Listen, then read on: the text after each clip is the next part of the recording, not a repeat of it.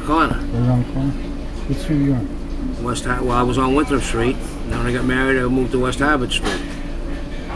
I was a bat boy on the baseball team. Oh, really? Yes, yeah. That's Mikey Colombo there. I'm his brother. Is it really? Yeah. I was a bat boy. Of course, the Italian CC, then it became the Ward 2 club. Did Rocky play in those teams? Rocky was a catcher. He was a catcher. Yeah.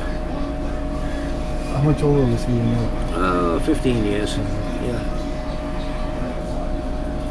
I got some pictures of him in 1948 at James Edgar Playground. Oh, yeah? With my uncle and all them. My uncle used to be his corner man in all the Providence fights. Yeah, what was his name? Snap. He worked all the Providence fights? All the Providence. He couldn't afford to go to New York with Allie. And then days, $60 a week is a lot of money. I mean, that's true. I seen some of Rocky's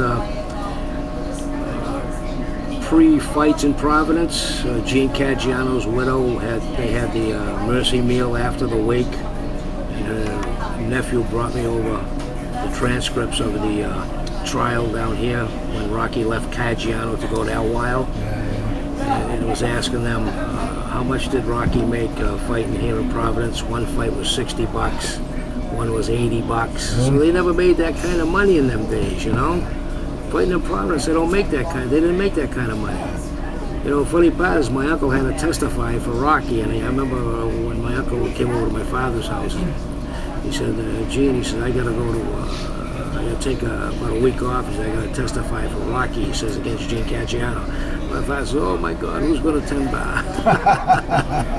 That's when there was nickel beers. You can imagine how much you'd take in with nickel beers. You probably made more money. What are your memories of Rocky? You know, before you, or just growing up when he was around? Well, Rocky was just a regular guy. He was a member, like I said, of the Ward 2 club. Yeah, you know, I wish I had every broken bat. You know, there were wood bats in them days, and they used to break a lot of bats. I used to take them home, put tacks in them, put black tape around them. We'd dig down the park, use them the next day, you know. And Rocky was just a regular guy. You know, he wouldn't, even when he was the champion, he would come down the park.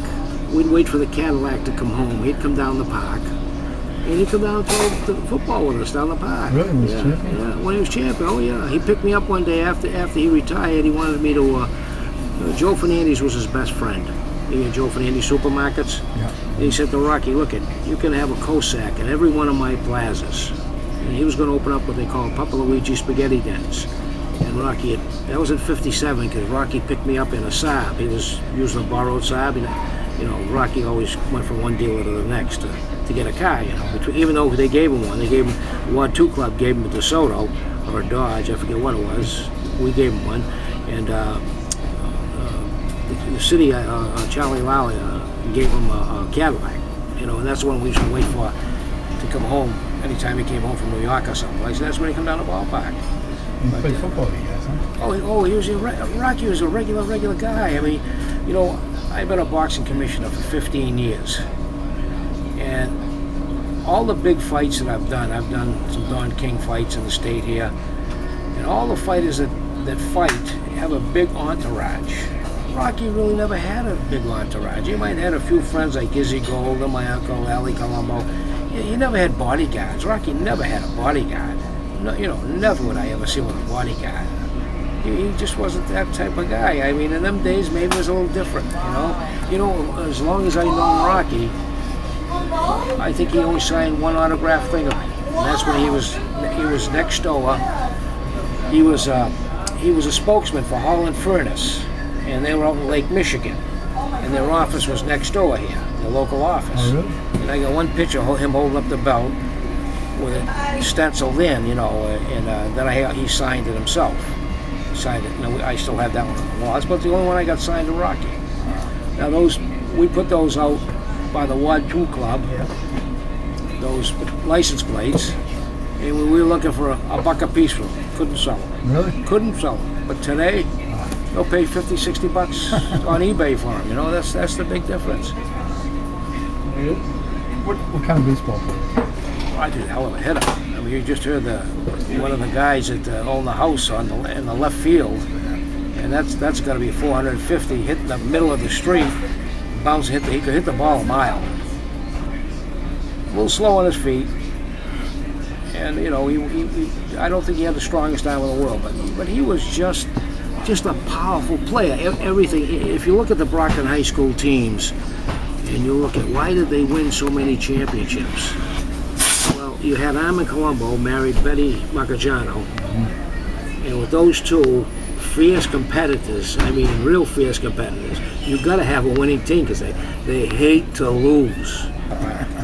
Now, Rocky never fought before he got to the Army, right? I think he started fighting in Fort Lewis, Washington, Washington, out there in the west coast when he was coming out of the service.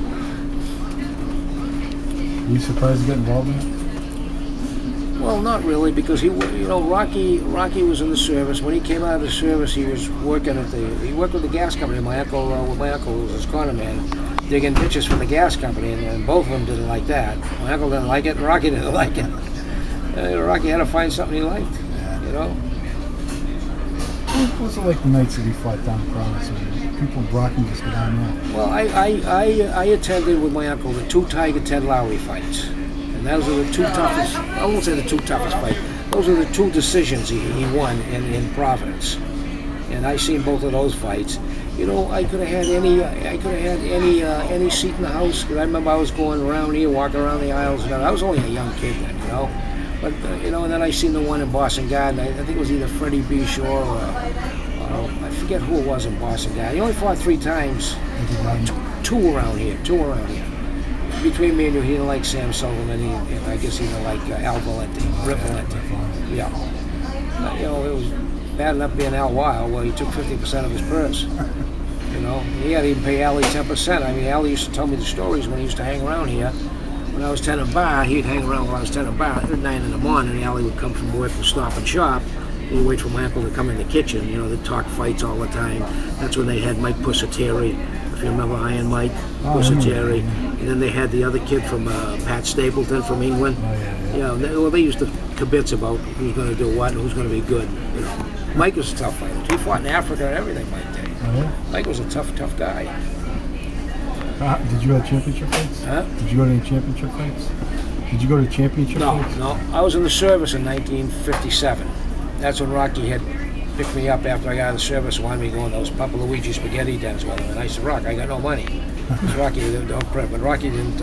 He wasn't going to come up with any money. I didn't have any money. But he did go out on the West Coast and open them up. Peter went out there and ran them. Oh yeah. Yeah. What was it like in the city the nights that he fought in the championship fights? Oh God, you'd all be down in front of the Enterprise. Really? Oh, they'd have the meat paper out. The big long paper, and they'd paint it in red, white, and blue. And Rocky wins in the 13th round. I remember I was in 1957. I was in Fort Polk, Louisiana, out in the woods, and he was fighting Archie Moore. It was his last fight. I made a nice bet on it because the guy said Archie Moore's going to kill Rocky, and I made a nice score on that one. Yeah.